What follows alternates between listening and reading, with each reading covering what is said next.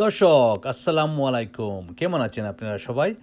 আশা করব আমি আপনারা সবাই অনেক অনেক সুস্থ এবং ভালো আছেন।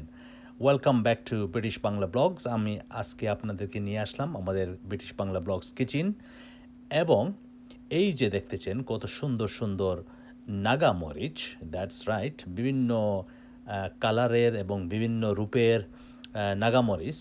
তো আমরা ভাবলাম যে আজকে এই যে ভিন্ন টাইপের নাগা মরিচ যেগুলো আমরা এখানে কালেকশন করেছি, এগুলো দিয়ে একটা নাগা পিকল তৈরি করে ফেলবো।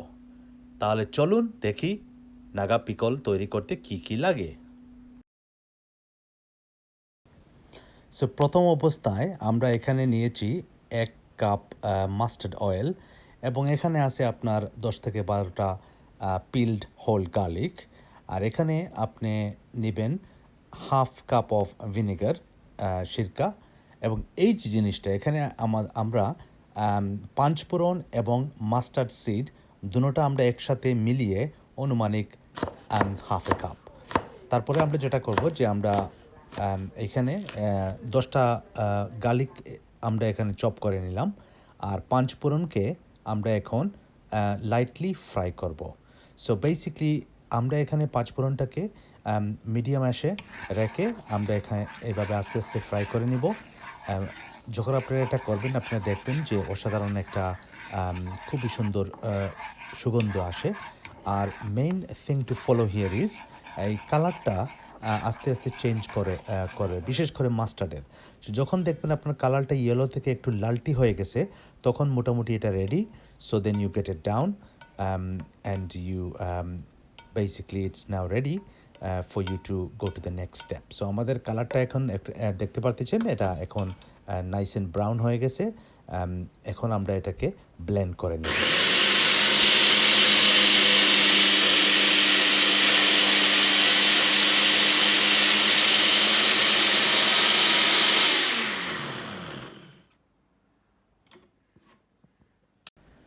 সো ব্লেন্ডিং করার পরে পাঁচফোড়ন এবং মাস্টার্ড সিড এই আমরা একটা পাউডার তৈরি করে ফেললাম। Again this is a very beautiful একটা কম্বিনেশন। এটা আসলে আপনি চাইলে আপনি এমনি বাসায় তৈরি করে নিতে পারেন। আমরা এখানে পিকলে ব্যবহার করব, কিন্তু আমি দেখেছি এটা আপনি যদি অন্যান্য স্পাইসের সাথেও আপনি ব্যবহার করেন, আপনি যখন কারি অথবা সামথিং তৈরি করবেন তখন অসাধারণ একটা মানে কম্বিনেশন অফ স্পাইস, মানে গরম মশলাও না, বাট ঠিক গরম মশলার মতন স্ট্রং স্মেল না, কিন্তু একটা অসাধারণ মানে ফ্যান্টাস্টিক একটা স্মেল। আপনি বাসায় চেষ্টা করে দেখবেন। আর সো আমরা এই মশলাটাকে আমাদের নাগার সাথে মিক্স করে দিলাম, এবং এখানে আপনারা লক্ষ্য করছেন যে আমরা 1 চামচ হলদিও দিয়ে দিছি, এবং এখানে অল্প ফ্লেকড চিলিজ এখানে দিলাম। তারপরে আমাদের যেটা করণীয় ওইটা হলো কি, আমাদের যে ভিনিগারটা আছে, কারণ আমরা ভিনিগারটা এখানে দিয়ে দিব। অ্যান্ড মাস্টার্ড অয়েল আমাদের 1 কাপ ছিল, আমরা এখানে 1/2 কাপের মতন দিয়ে দিব। তারপরে এটাকে ভালো করে আপনি মিক্স করে নেবেন। সো আমাদের পিকলের বেসটা এখন মোটামুটি তৈরি হয়ে গেছে।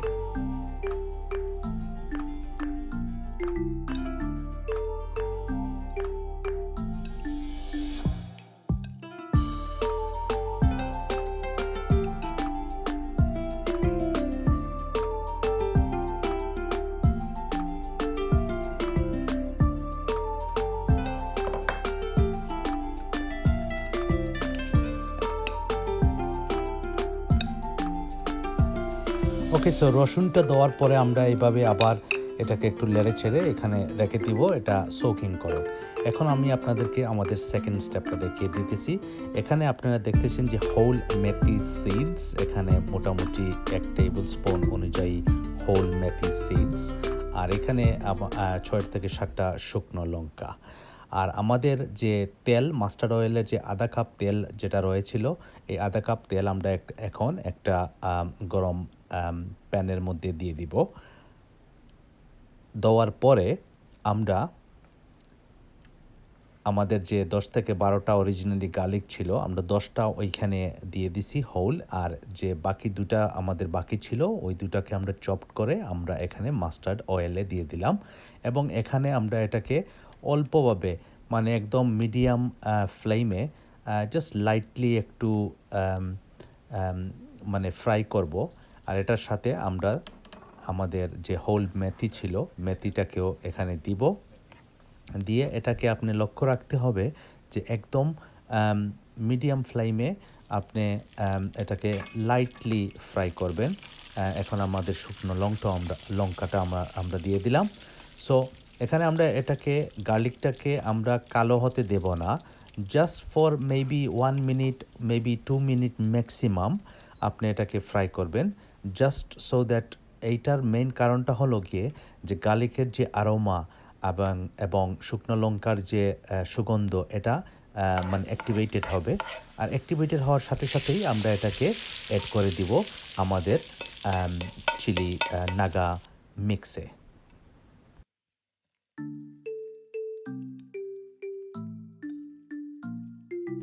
সো সেকেন্ড স্টেপটা করার পরে আমাদের চিলি নাগা পিকলের মোটামুটি সব কিছু এখন প্রস্তুত হয়ে গেছে। সো এখন আমরা এটাকে একটু লাড়াচাড়া করে এবং এটাকে একটু ঠান্ডা করে নেব। ঠান্ডা করার পরে আর এটা মোটামুটি আপনার পিকল কম্বিনেশন হয়ে গেছে। এখন আপনি এইটাকে একটা জারের মধ্যে ঢুকায়ে তারপরে আপনি এটাকে রোদিতে আপনি শুকাতে হবে। So basically this is it. So একদম সিম্পল একটা জিনিস, কিন্তু এই যে আমি আপনাদেরকে আগে বলেছিলাম যে মেইন ইনগ্রিডিয়েন্টসটা হলো গিয়ে এই নাগাগুলো। আপনি পারলে ভালো ভালো আফ্রিকান নাগা, তারপরে আমাদের এশিয়ান নাগা, বাংলাদেশি, ইন্ডিয়ান, তারপরে আপনার টার্কিশ নাগা, এগুলো বিভিন্ন আকারের নাগা আছে, তা এগুলো কালেকশন করে আপনি এটা কমপ্লিট করতে পারবেন।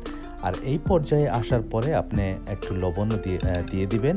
আমরা এখানে 1 টেবিল স্পুনের মতন লবণ দিছি, that is more than enough for এই quantity of Naga.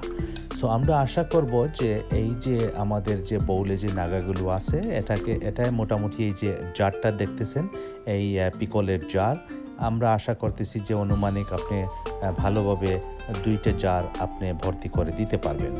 So that's it. So our pickle is now ready. We are now just putting it into the jar, and once it is filled up, এটাকে airtight একটা জারের মধ্যে ভালো করে fill up করে এবং এটাকে ভালো করে এয়ারটাইট করে আপনি এটাকে রেখে দিতে হবে অনুমানিক 1 থেকে 1.5 সপ্তাহের মতন। আর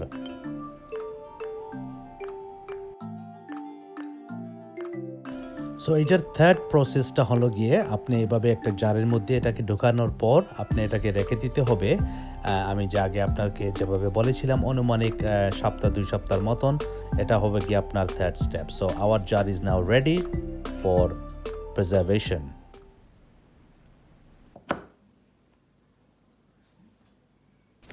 সো দর্শক, এই নেন তৈরি করে ফেললাম আপনাদের জন্য আমাদের নাগা পিকল। আপনারা অবশ্যই বাসায় এটা চেষ্টা করে দেখবেন এবং আমি আশা করব আমার প্রসেসটা আপনারা ফলো করলে আপনাদেরও এইভাবে সুস্বাদু tasty Naga pickle, homemade Naga pickle আপনার বাসায় তৈরি হয়ে যাবে। এই আমরা এখন এটাকে প্রিজার্ভেশন করার জন্য এটাকে রেখে দিলাম আমাদের উইন্ডো সিলে। এখানে সবসময় আমাদের সূর্যের আলো আসবে এবং 2 সপ্তাহ পর আমরা এটা ready to eat. So thank you very much for watching today. আর আশা করি আপনাদের কন্টিনিউয়াস সাপোর্ট আমাদেরকে কন্টিনিউভাবে দিয়ে যাবেন। আর দেখা হবে অন্য একদিন অন্য একটা ব্লগ নিয়ে, কুকিং ব্লগ হোক আর লাইফস্টাইল ব্লগ হোক, ব্রিটিশ বাংলার সাথে সবসময় থাকবেন। আসসালামু আলাইকুম।